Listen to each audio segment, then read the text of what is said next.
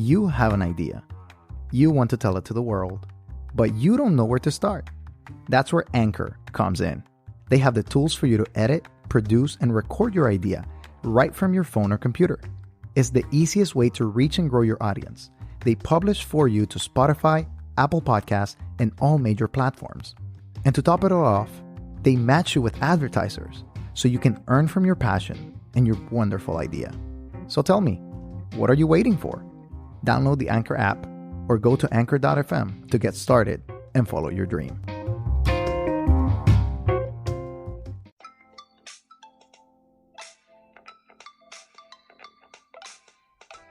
Welcome to Disruptive Adventism. My name is Jose Briones, and I'll be your host for this podcast. This podcast is about discussing the polemical statements and practices that are part of the Adventist fabric, which in turn shape this belief system to be unique and relevant for today's society. Our discussion today focuses on the topic of the military. This is one out of 2 interviews that we had with 2 Adventist veterans. We hope you enjoy it, and with nothing else to say, let us begin. Thanks for tuning in again, everyone. Today we're going to have a little bit of a different topic, a little bit of a trigger warning here. It's going to be a sensitive topic, so we just want you to listen and be attentive and to know that the discussion that we're having here is an honest discussion and seeing how we can address this topic of the military. So we're going to be talking about the military and Adventism and what's the relationship between them.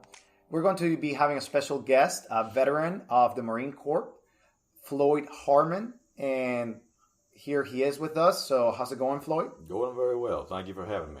Yeah, thanks for allowing us to interview you for a little bit and to have a couple of minutes to discuss this important topic. So before we start, tell us about your service, who you are, where you're from, where were you born, and how do you get involved in the military? Well, my full name is Cody Floyd Harmon. I was born in a little old town in South Carolina called Gilbert. And my family has been there for a number of generations on both my mother and my father's side. I have a number of people on both sides of the family that have served in the military. It's not uncommon for us. Probably more on my father's side than on my mother's, but nevertheless, there are veterans on both sides. At a young age, I'd say probably 4 or 5, I saw my cousin Ben come home from Parris Island, Marine Corps Recruit Training Depot. Marine Corps boot camp is what it was. He was in his dress blues, and I knew even at that age I wanted to be a Marine. And that was during the time of the first Gulf War, back in the early 90s, in 90 and 91. And so that gave me a desire to be in the military, and I knew which branch I wanted to be in. And by the time I was 17, I had signed up with my parents' permission. And by 18, after I graduated high school, I went straight to Parris Island for boot camp, and that's how it started. Awesome. Well, before we delve deep into the discussion, let's kind of start with some definitions for those listeners that may not know, that maybe from other countries, and are not acquainted with the military system here in the United States. You have different branches, right? Army, Navy, Marine Corps. Mm-hmm. What are some of the differences? And just give us a succinct definition of each. Okay. Well, to starters, we understand that all the armed forces are not merely intended for combat actions. That's their primary purpose. That's where they find their own. But they're also used in humanitarian actions as well. When the natural disasters happen around the world, Air Force, Navy, Marine Corps, all of these people respond and can respond to helping the disaster. The Air Force, the name gives it away. It's primarily they dominate the air for combat services and things like that. Everything that they have in their machine revolves around the aircraft being utilized in service. The Navy operates primarily by sea. They also have sea to land and land to sea forces. Historically, their role has changed between, from hardcore battleships and destroyers and things. Those still exist, but the way they're utilized in combat situations is much different these days. But they are primarily service from the sea. All right. The Army is our primary ground force when it comes to fighting force and whatnot. They deploy primarily in that area. And they have all kinds. They have air force, they have ground forces. There's a lot of elements that are similar throughout these things. The Marine Corps is actually a branch of the Navy. Maybe not everybody knows that. They actually operate on a percentage of the Navy's budget every year. They're primarily intended for an assault force these days, operating from sea to land, and they can occupy, but their training is a little more intense than the average soldier or sailor in other branches, but they all have specific niches, if you will, for their service. So a little difference. The rank structure is similar between Army and Marine Corps, but not the same. The Navy has a rank structure all its own, and the Air Force is also similar to the Army and the Marine Corps as well, but with subtle differences. All right, well, thanks again for that succinct definition and for allowing us to kind of get a picture of what it is. So you serve as a Marine, correct? Yes. So you serve as a Marine. How many years did you serve? 4 years. 4 years, awesome. Now, as an Adventist, right? You're an Adventist, you serve in the military. Before we get into more of the discussion, whether it's right or wrong, whether you should do it or not, is there a relationship between the military and Adventism? Is there a relationship, like a working relationship between them? I would say yes, on a couple of different fronts. Starting as far back as the Civil War, and I actually think it was the year, I think specifically 1864, don't quote me on that, but it was around the latter part of the Civil War where Adventism was able to achieve a non-combatancy status with the military. Mm-hmm. It wasn't just Adventists. There were other groups that were there as well, but they were involved that way. I should say they became acquainted in that way at that time. Since then, Adventists have served in some very magnificent roles in all branches of service. The Adventist chaplaincy is very strong. Adventists serving the medical corps is very strong. So I would say that there is quite a healthy and strong and known relationship between Adventism and the military. And I would also add, despite the trials that certain ones have had to endure being Adventists in the military, I believe that their character and the level of service that has been offered has been exemplary, and I don't think anyone would argue with that. Awesome. Well, thanks for that kind of description and kind of helping us understand. There has been a connection between the military and Adventism since early stages in the Adventist Church, and now we see it with people serving. Now, as someone who spent time in the military and that knows Adventist doctrine, right, that understands Adventist doctrine, do you think it's important for Adventists to serve in the military, or should Adventists remain, maybe staying on their lane in the religious side of things? How do you see that interaction? I don't ascribe military service personally. I want to add one little disclaimer before we go any further with all that covers the rest of what we're going to talk about in this session.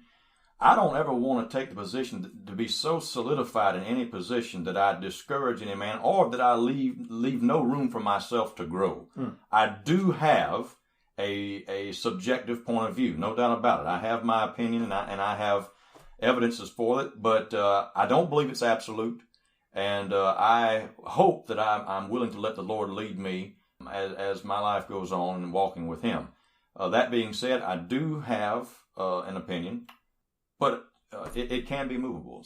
But where I'm at currently, I do not see any particular organization of people obligated to military service. And if I can be more clear, just because you're an Adventist or a Baptist or a white or African American or any particular people group, you're not prescribed to the military because you're a part of a group. I believe military service should be had on, or should be entered into on an individual basis, without getting into a discussion about whether the draft is necessary or moral or right or whatever. Forget that for now.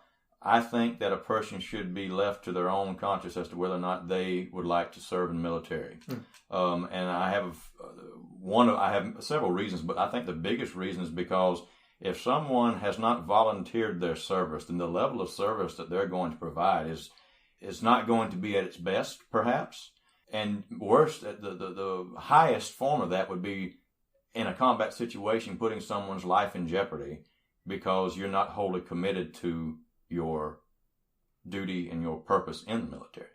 So I believe that it should be an individual decision as to whether you should go into the military. Could you repeat your question, please? Yes, my question was mainly addressing, like, let's say that we have an Adventist young man, right? He's trying to go into the military or struggling with the decision.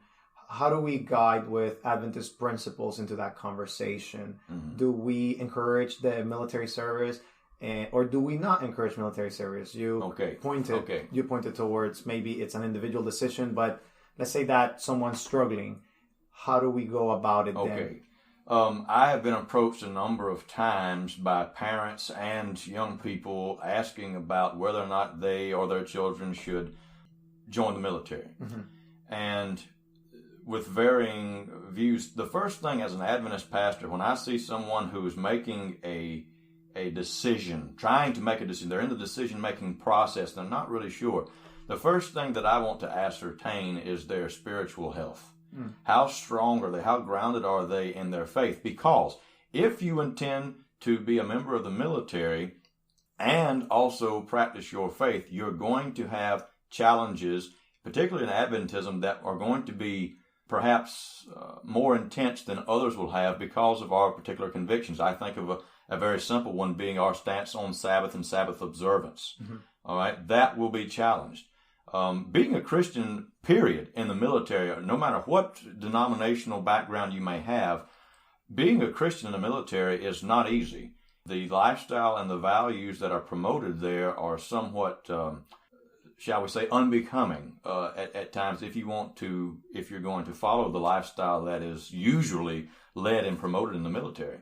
The Marine Corps, I think, particularly, we have a long history of drinking being a part of the Marine Corps family, not just because it's something that worldly people do and enjoy. The Marine Corps was born in a bar in Pennsylvania, Tun Tavern, November the 10th, 1775. And so as part of our foundational history, to drink is part of being a Marine. Now, some people may not agree. I don't want to carry that out to an extreme point, but it is strong. My point is that it is strongly associated with being a Marine. And that may be of difficulty for Adventists because we believe in abstaining from alcohol. Sure. So, again, my point is, or my idea that I'm kind of struggling here is like, so the encouragement should come on basis of spiritual level of the individual. Yes, and the reason for that is if a person is wavering or weak in their faith now, joining the military is not going to help that more than likely. Is it possible that God can reach them and strengthen them in that area? Yes, there is no place that's off limits to God as far as His being able to influence a person. But that, I would say, is not a safe practice. First priority for a Christian is their relationship with God. That is the first thing. And if joining the military is going to challenge that, impede that, or even possibly destroy that, then my advice to them as a spiritual leader is you need to wait and grow some more in your spiritual life, become grounded in your spiritual life before you make a decision to join for that purpose. That's an excellent recommendation. I think that it kind of speaks to the importance of being spiritually healthy and the importance of understanding what you're signing up for when you're signing up for the military. Now, to further and continue going with a couple of the positive aspects of the military, let's talk about some of the things that you learn or that others can learn by joining the military as an Adventist. What are some of the positive things that can come out? Well, I tell you, there's several things that come to my mind immediately. Leadership, discipline, and teamwork that you can learn from the military. It can build you in those areas if you're weak in those areas. As a matter of fact, the military is very proactive and intentional about building leaders. I think more particular for Adventists. Now, this is not every case, but I know a great percentage of Adventists that you come up to that 18, 19, 20-year-old age where most people are joining or thinking about joining the military. A lot of Adventists have been kept sort of in the Adventist world all their life and haven't had a whole lot of exposure to people of other faiths, of other belief systems, other worldviews. And again, this is not a blanket statement. I know that there are those who are, but there is a large percentage who have spent their entire life coming through homeschool, coming through academies, coming through Adventist educational institutions, and haven't interacted with a lot of these people. So going to the military where you're going to be around people of all kinds of national and ethnic backgrounds. My platoon had Asians, we had Latin Americans, we had Europeans, we had Africans, we had people from the Caribbean, we had it all. Mm-hmm. We were a melting pot in that platoon. Also, there were Buddhists, there were Muslims, there were atheists, there were all kinds of people from cities, people from the country, people from all kinds of professional backgrounds, blue-collar backgrounds. And that will expose you to different kinds of people, to know how to, if I can use the expression, to rub elbows with people, to know how to see things from different perspectives, and to get a little perspective yourself on other people's lives, ways of seeing things that can be helpful in your Christian walk. Whether it's witnessing, hey, I knew a guy in the military that was your ethnicity, your faith background, and this has helped me now have a conversation with a guy on a bus that I met, going to the museum or going to work one day or something. So I think particularly that is the variety is one of the biggest benefits that most Adventists would probably be able to enjoy from military service, apart from the leadership, the teamwork, and discipline aspects. Thanks a lot for... And job skills, but we won't elaborate on that, but job skills as well. That's good. Yeah, I mean, myself, I'm somewhat versed with how the military, I have some family I have served in the military, but, I've never been, so it's kind of like, it's a different area.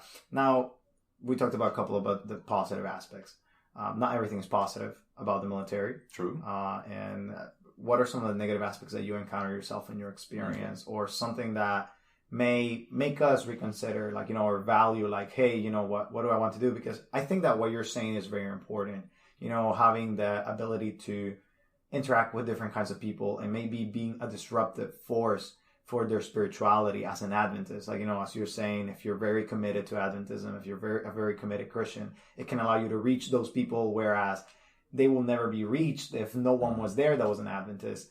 However, not everything is positive. There are challenges that need to be met with. We spoke about the Sabbath. That's one of the challenges, and maybe alcoholism as well. That can be another challenge. What are some of the things that may discourage someone from looking at a perspective and saying, I want to join? Okay, the lifestyle outside of the military aspect. When I say military aspect, I mean strictly the professional military aspect. When you join, you join and you have a job, or what they call an MOS, and so you may be a diesel mechanic, you may be an administrative person, you may be a crew chief on a helicopter crew, you may be an infantryman, military police. You have a profession that they're training you to work at in a professional manner. So apart from the professional aspect, the lifestyle that surrounds the military is very heavily, it's a party lifestyle in a lot of ways.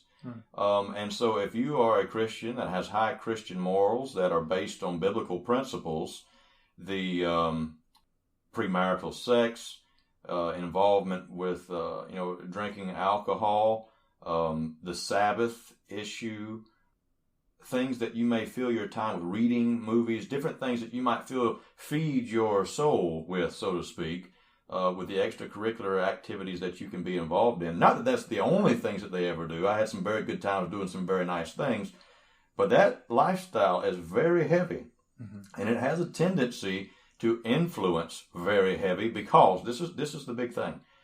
There are no individuals in the military. Individuals in the military usually crumble, or they go crazy, or they don't come out very clean, because it's a camaraderie. You live with these people, you work with these people, you go through the worst of times and the best of times with these people. Some of them may be the only family that certain ones have ever had, and some of them who have family find that these men and women become closer even than family members that they have.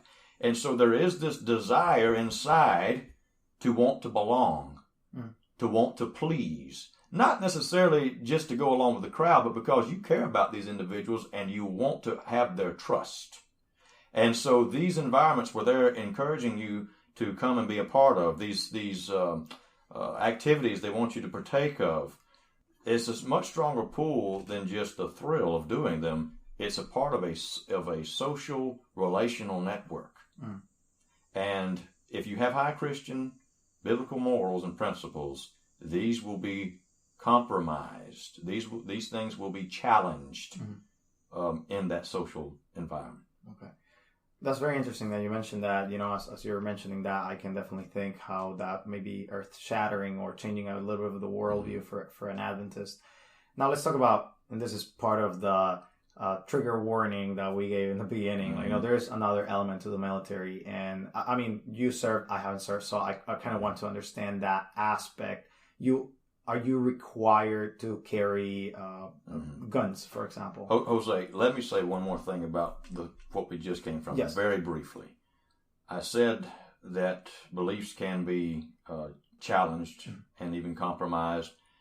What I will say is that for the Christian of any denomination or any other person from another faith background, whatever it may be, says to your social group, your platoon, your squad, whoever the guys that you're hanging out with, your seamen, airmen, soldiers, Marines, if you say to those people, this is who I am a Christian, these are the values that I have, and you stick to the values, they may think to themselves, well, those are kind of weird, that's kind of strange, but because you do what you say, you still have my respect. Mm.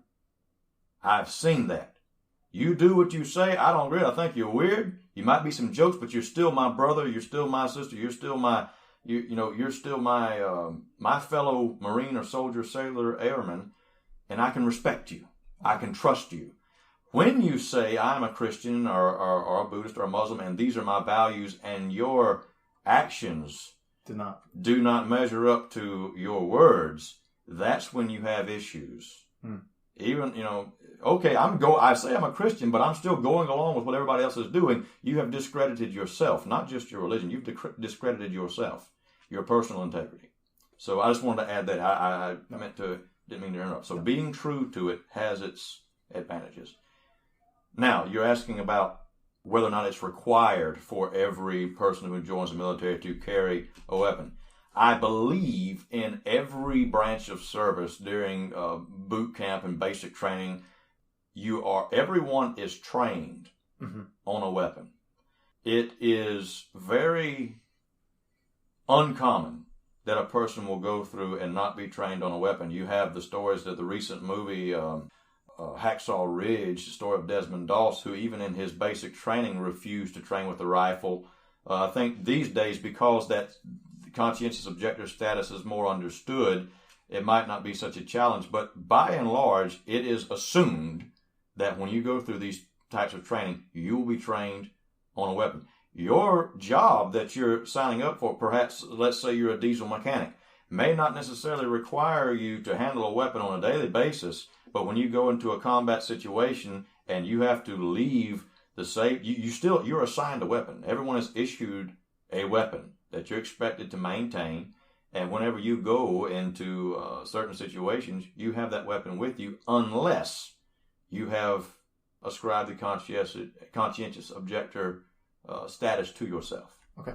Now, before you continue in this line, let's explain what is the conscientious objector status. What is that status? Conscientious objector, and please don't hold me to the letter on this. This is off the top of my head. As I understand it, means that you are willingly cooperating with the general mission and standards of the military, but you also willingly reject the use of force to take human life. Mm-hmm. And AKA, you choose not to carry a weapon in your role in your military service. Okay. It may be broader than just the weapon. I'm not sure. I would have to check it out. But I know that that's the general idea. The general gist of conscientious objector, yeah. Let's kind of grapple with one more area when it comes to guns, when it comes to military service. Like, a lot of the media or a lot of the images, videos, or that we see portrayed in the military are for combat. We seldom see, or very, very rarely, we see what you said, that the military is also a part of relief, part of helping to relieve communities and part. So when it comes to these, like, combating images and taking life, right, for an Adventist, right, that ascribes to the ideas of every human life being valuable and Jesus being kind of like he's a pacifist of sorts. He kind of tries to take the non-confrontational way, not non-confrontational, but non-violence, because Jesus was definitely confrontational. Sure. But violence doesn't seem to be portrayed profusely in the Gospels for a specific reason, because he was more pacifist in a sense. I think that the only example that we have is when he goes into the temple and then overturns the table, and even then it's not violence against the people, but it's violence against the tables, I guess, in this case, but when it comes to the issue of violence, right, how do Adventists get through that hoop, per se? How do we understand, can I go and be violent, or should I go and just kind of participate of these other activities that are helping people? How do we reconcile that? I'll give you kind of a general answer, and then I'm going to give you my stance. Okay. First off, if you already know, if you have decided in your own personal convictions that violence is not something that you want to be a part of and partake in, then I would say you need to be proactive and achieving the conscientious objector status. Hold that principle from the beginning, because it's very hard to switch over in the midst of things, okay? I don't see that that's as difficult of an issue if you have already made that decision. I think most Adventists struggle with whether or not it's acceptable, moral, to participate in violent action, combat action, which is where I'm going to give you now a little bit of my own views and my opinions. I agree wholly that while Jesus is on earth, you don't see him lifting his hand to harm an individual. However, throughout biblical history, you see him utilizing militaries and armies to accomplish purposes that he has set forth. Okay? And leave that aside for a moment and think, and forget about military service for just a second. Even here in the civilian world, we employ a police force for security reasons. And they have a specific goal, a specific job to do. The Lord's hand, the Lord is the source of all the things that we have, that we've been given as a nation and as a people and everything else, but he utilizes human instrumentalities to obtain these things. Here in this nation, we enjoy freedom of speech, freedom of religion, and could the Lord have just spoke that into existence for us? Of course. But the way our history plays out, it was not the way that it happened by use of military force, combat arms. It was established and, I might add, maintained. For me personally, I see it as I'll use a strong word, so please forgive me, but I see it as a hypocritical notion that I will enjoy freedoms that was established by men and women who were willing to take up arms and lay down their lives if necessary.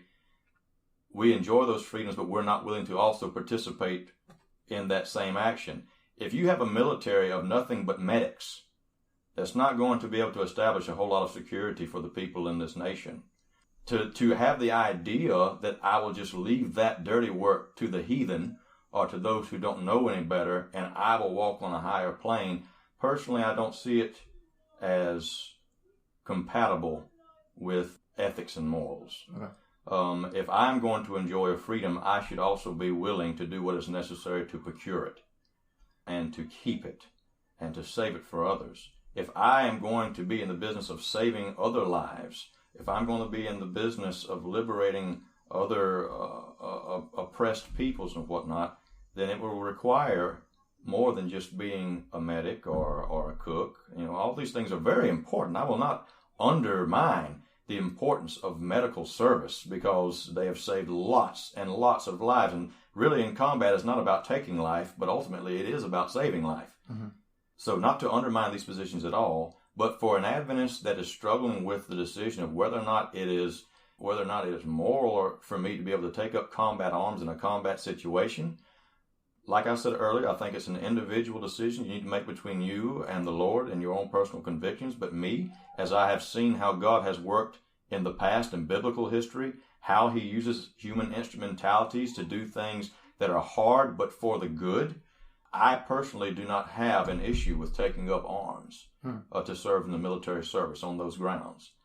I could elaborate, but I know our time is short, and I feel like I'm really working hard to cut a lot out. No, I understand. We only have a certain amount of time, but yes, it's a little bit of a struggle. Sure. Like as I'm listening to you, I'm also like struggling. I have a more pacifist approach, sure. and we are going to also we speak about that in other podcasts. When it comes to the pacifist option, right? Now, maybe as we start closing, what is a proper recommendation, for us to kind of engage with the military? There are people there that need to be saved. There are people there that we kind of need to engage and help. But how do we make it compatible? How do we, like you said, stay faithful? In our service. Let it be that you go into the military. Let it be that you are close to a military base. Let it be that you are, interacting with people that come from different branches. How do we help the military? How do we make sure to minister and not forget that these are people as well? Maybe you have some. I'm going to tell you something. I was not walking with the Lord as a Christian when I was in my military service, and I have regretted it very much, because as I look back on that time, I saw a multitude of witnessing opportunities that were ripe that I passed up. You don't have to be in the military to minister to military, but I'm going to tell you something. If you've ever been in the military, anyone who listens to the sound of my voice knows this to be true. It's very difficult to relate to someone about military things who has never been in the military, who has never served in that capacity, whether it be in combat or not. It does something to you, your mindset, the way you see things. And so while you don't have to be in the military to be able to minister to the military, it opens up doors for you to minister if you have been involved in military service. Doors that may not otherwise be opened. All right? And you will have opportunities that you won't have otherwise while they're in military. If you are also in military service, you have opportunities there that you have no other time, because it's in those very stressful moments, those when you're far away from home, you're going through some of the hardest times of your life, that people become susceptible, that they come open. They give you an in to their heart and to their lives, what's going on with them. And you have an opportunity there like no other you'll ever have to be able to touch someone for Christ, to stand and speak for Jesus, and to show them the love of Jesus. That's an interesting way, the way you put it. To me, it just kind of like allows me to see that there's another world out there that, I may not be aware of. And I think that, as I continue, reflecting on what you're saying, it's like, there's a part of me that's like, yes, we need to serve, and we need to kind of continue to look for helping the military, or helping, in the sense of helping the people in the military. Sure. And then there's a part of me that's like, oh man, like I'm more of like a pacifist kind of person, and I'm like, I'm kind of against the military. So I have this struggle, but I think this conversation is helping me understand it better and kind of look at it from a different perspective, from the eyes of somebody that has been there, and I hope that that's something that our listeners are also engaging as they're listening to you. Before we go into the final word, I want to ask one more question, maybe related to the idea of the Bible and what does it speak about the military, or if it does speak about military service or people that were in service. Can you elaborate a little bit on that? We understand that God meets people where they are. It's one thing for him to find you currently in a situation, and another for you to enter into a situation. But that being said, I find it interesting. There are a number of things. The Bible says a lot about military service and people who served. I find it very intriguing that Jesus ascribed the greatest faith he had ever seen, even amongst his own people, was in the Roman centurion, a professional soldier. Also, John the Baptist, when he was preaching, there were Roman soldiers who came to the river and said, what should we do? After they heard these things, they were convicted. And he didn't tell them, stop serving in the military. Now, perhaps it might not have been an option for the Romans to be able to make that decision. I understand that there are practical things, contextual things you need to look at, but he didn't tell them to stop doing that. He said, be content with your wages. Be fair with the people that you rule over, things like this. David, a man who shed so much blood that God said, you can't build my sanctuary, but you are a man after my own heart. Father Abraham raised up an army within his own household to go and take back Lot. And he was not diplomatic about that. He went and took them back by force. There's a number of other things we could talk about. And also, I'll just say one other plug, that during military service, let's use the Battle of Jericho, they marched around that city for 7 days. It doesn't say that they took a break for the Sabbath and marched around on an 8th day. 7 days they were involved in this military action.